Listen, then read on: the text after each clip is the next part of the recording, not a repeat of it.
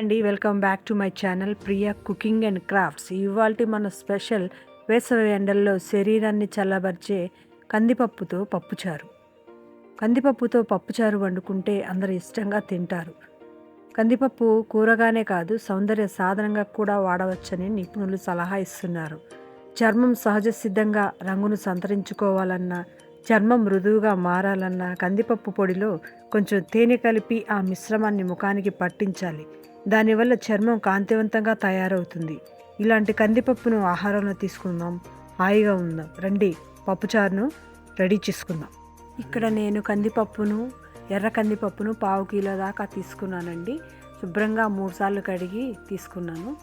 తర్వాత ఉల్లిపాయలను వీడియోలో చూపిస్తున్న విధంగా ఒకసారి ట్రై చేయండి. ఏదైనా వెరైటీగా చేస్తే బాగుంటుందని ఇలా ట్రై చేశానండి. ఇలా అయితే తొందరగా ఉడికిపోతుందండి పప్పు, అందుకని ఇలా ట్రై చేశాను. టమాటాలు కూడా వీడియోలో చూపిస్తున్న విధంగా రౌండ్గా కట్ చేసుకోండి, ఈజీగా కుక్ అయిపోతుంది.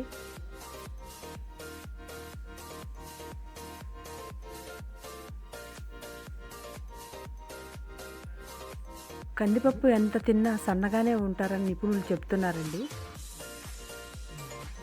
వారానికి 3 సార్లైనా కందిపప్పును తీసుకోవాలని నిపుణులు చెప్తున్నారు. ఉల్లిపాయలు, టమాటాలు, పచ్చిమిర్చి, కొంచెం కొత్తిమీర తీసుకున్నానండి. 3 అల్లం ముక్కలను వేస్తున్నానండి. ఇలా వేయటం వల్ల పప్పుకు మరింత టేస్ట్ వస్తుంది. తగినంత నీరు పోసుకొని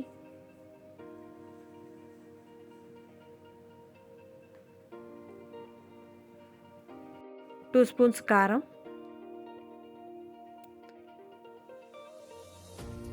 2 స్పూన్స్ పసుపు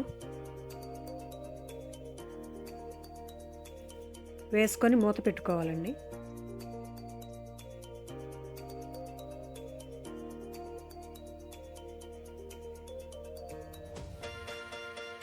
తర్వాత స్టవ్ వెలిగించి కుక్కర్ పెట్టుకోవాలి. హై ఫ్లేమ్లో పెట్టుకొని 4 విజిల్స్ వచ్చేదాకా పప్పును ఉడికించాలండి. అప్పుడే పప్పు మెత్తగా బాగా ఉడుకుతుంది.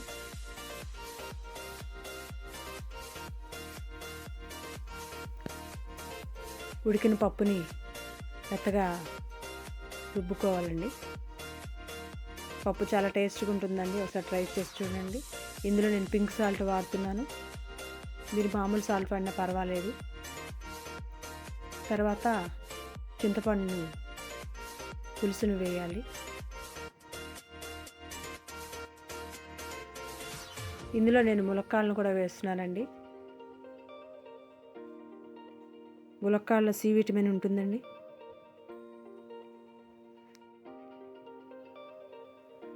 తర్వాత తగినంత వాటర్ పోసుకొని బాగా మరిగించుకోవాలండి. పప్పు బాగా మరిగిన తర్వాత స్టవ్ వెలిగించి చిన్న కడాయి పెట్టుకొని పోపు వేసుకుందామండి. కడాయి వేడెక్కిన తర్వాత తగినంత ఆయిల్ పోసుకుందాం. ఇందులో నేను పోపు దినుసులు వాడట్లేదండి. చిన్నపిల్లలు ఆవగింజ కనబడిన పప్పు వద్దని మారం చేస్తారు. అలాంటి పిల్లలకి ఈ పప్పు బాగా సూట్ అవుతుంది. పచ్చిమిర్చి, ఎండుమిర్చి, వెల్లుల్లిపాయలు, చివరిగా కొంచెం జీలకర్ర వేసి కొంచెం కరివేపాకు వేసి బాగా ఫ్రై చేసుకోవాలండి. పోపు బాగా వేగితేనే టేస్ట్ అండి. వేగిన తర్వాత పప్పులో వేసేయండి పోపు. అంతేనండి, ములక్కాడ పప్పుచారు రెడీ.